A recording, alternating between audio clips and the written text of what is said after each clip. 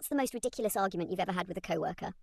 A couple years ago, I worked in an office where we had this one guy, Mark, who was absolutely convinced he was always right about everything.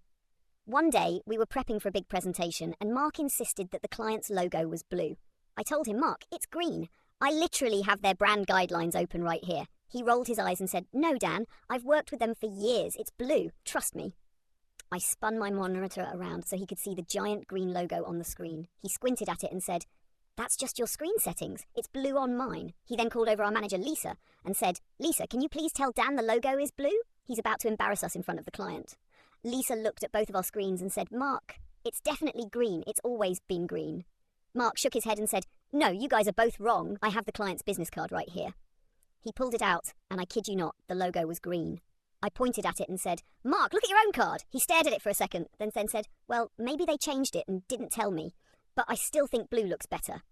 We should just go with blue. At this point, the whole team was watching. I said, we can't just change the client's logo colour because you think it looks better.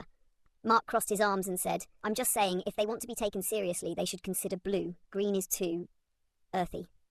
Lisa finally stepped in and said, Mark, we're using the official logo. End of discussion. He sulked for the rest of the day and kept muttering about how no one appreciates good design.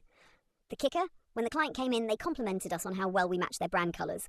Mark just nodded and said, yeah, I made sure of it.